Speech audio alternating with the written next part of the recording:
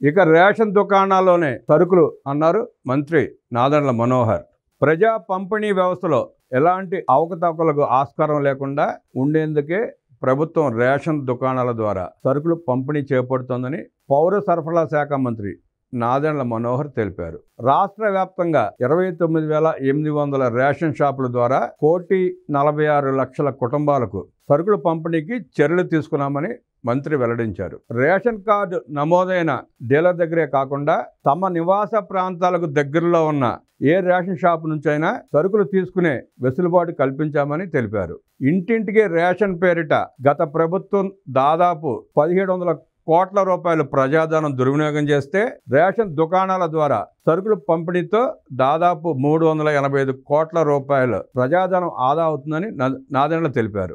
రాష్ట్ర వ్యాప్తంగా 29,800 రేషన్ షాపులకు 24,795 షాపుల్లో ఉదయం నుంచి సరుకులు పంపిణీ ప్రారంభమైనట్లు ఈ సందర్భంగా మంత్రి చెప్పారు. ప్రతి నెల 1 నుంచి 15 తేదీలోపు ఉదయం 8 గంటల నుంచి మధ్యాహ్నం 12 గంటల వరకు, తిరిగి సాయంత్రం 4 గంటల నుంచి 8 గంటల వరకు రేషన్ దుకాణాలు తెరిచే ఉంటాయి.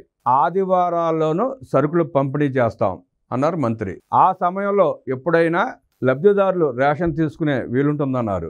దివ్యాంగులకు 65 ఏళ్లు నిండిన వృద్ధులకి ప్రతి నెల 5వ తేదీలోపు సరుకులు ఇళ్ల వద్దే అందించేలా చర్యలు తీసుకున్నామన్నారు మంత్రి నాదెండ్ల. అటువంటి వారు రాష్ట్ర వ్యాప్తంగా 15,60,000 మంది ఉన్నట్లు గుర్తించాం అన్నారు. వారికి రేషన్ అందించే బాధ్యత రేషన్ దుకాణదారులదే. ఇందుకోసం ప్రత్యేకంగా వాట్సాప్ గ్రూప్ ఏర్పాటు చేశాం. రేషన్ డెలివరీ అయిన వెంటనే అందులో ఫోటో అప్లోడ్ చేసేలా డీలర్లకు ఆదేశాలు జారీ చేశామన్నారు మంత్రి నాదెండ్ల. తూకాల్లో వ్యత్యాసం ఉన్నా సరుకులు లేవని తిప్పి పంపినా డీలర్లపై కఠిన చర్యలు తీసుకుంటామన్నారు. డీలర్ ఈ పోస్ట్ వేయింగ్ మిషన్ల పనితీరును ముందుగానే పరిశీలించుకోవాలి. సాంకేతిక సమస్యలు ఎదురైతే ప్రత్యామ్నాయ మార్గాల్లో సరుకులు పంపిణీ చేయాలి. సరుకుల పంపిణీ సమాచారం కోసం కొత్తగా ఓ యాప్ని డిజైన్ చేశాం. ఏ రోజు ఎంత రేషన్ పంపిణీ చేశాం, ఎంతమందికి అందించాం వంటి విషయాలు ఎప్పటికప్పుడు నమోదు అయ్యేలా చూస్తున్నాం. లబ్ధిదారులకు మెరుగైన సేవలు అందించేలా రేషన్ షాపుల్లో భవిష్యత్తులో మరిన్ని మార్పులు తీసుకొస్తాం. సీసీ కెమెరాలు ఏర్పాటు చేస్తాం. లబ్ధిదారులకు ఏదైనా సమస్య తలెత్తితే సులువుగా ఫిర్యాదు చేసేలా షాపు వద్దే QR కోడ్ ఏర్పాటు చేస్తున్నాం. QR కోడ్ స్కాన్ చేసి ఉన్నతాధికారులకు ఫిర్యాదు చేయవచ్చు అన్నారు మంత్రి. కూటమి ప్రభుత్వం అధికారంలోకి రాగానే రేషన్ మాఫియాకు చెక్ పెట్టాం.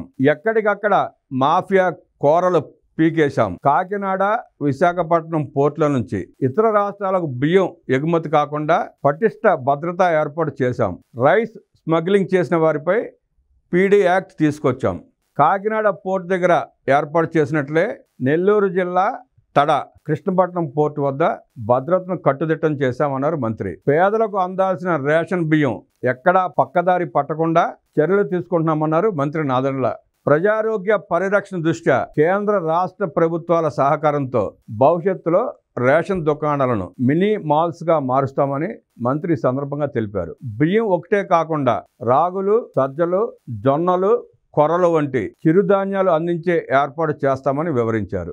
రాష్ట్ర వ్యాప్తంగా ఉన్న 29,800 రేషన్ షాపుల ద్వారా ఉదయం నుంచి ప్రజా పంపిణీ వ్యవస్థలో పారదర్శకత కోసమే రేషన్ దుకాణాల ద్వారా సరుకులు పంపిణీ చేస్తున్నామని చెప్పారు. గత ప్రభుత్వం ప్రజా పంపిణీ వ్యవస్థను నాశనం చేసిందన్నారు.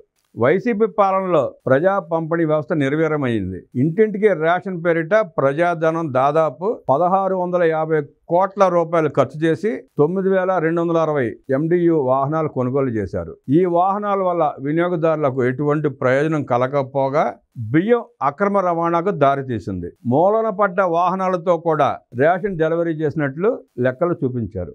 రేషన్ దుకాణాల్లో ధరల బోర్డులు, స్టాక్ బోర్డులు, పోస్టర్ల ప్రదర్శన సరైన విధంగా ఏర్పాటు చేసుకోవాలని మంత్రి సూచించారు. ఏ సమస్య వచ్చినా డిపో వద్ద ఏర్పాటు చేసిన QR కోడ్ స్కాన్ చేసి అధికారులకు సమాచారం ఇవ్వాలని ప్రజలకు సూచించారు.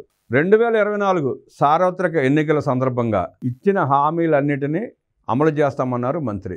గత వైసీపీ ప్రభుత్వం రైతులకు 1670 కోట్ల రూపాయలు ధాన్యం బకాయిలు పెడితే వాటిని కూటమి ప్రభుత్వం వచ్చిన నెల రోజుల్లోనే చెల్లించిన సంగతి తెలిసిందే. భారతదేశంలో ఏ రాష్ట్రమో కొనుగోలు చేయని విధంగా 12,400 కోట్ల రూపాయల ధాన్యాన్ని కొనుగోలు చేసింది కూటమి ప్రభుత్వం. దాదాపు 8 లక్షల మంది రైతులకు 24 గంటల్లోనే డబ్బులు వారి ఖాతాల్లో జమ చేసిన పరిస్థితి చూసాం. రైతు మిల్లులకు వెళ్ళి ధాన్యం ఇచ్చి వచ్చేలోపే డబ్బులు వారి ఖాతాల్లో జమ చేసిన సందర్భాలు చూసాం. గతంలో జగన్ రెడ్డి పాలనలో 3 నెలల నుండి 6 నెలలు పట్టేది. నాడు కన్నీరు పెట్టిన రైతు నేడు సంతోషంగా ఉన్నాడు అంటే అది చంద్రబాబు పాలన వల్లే అన్నది నగ్న సత్యం.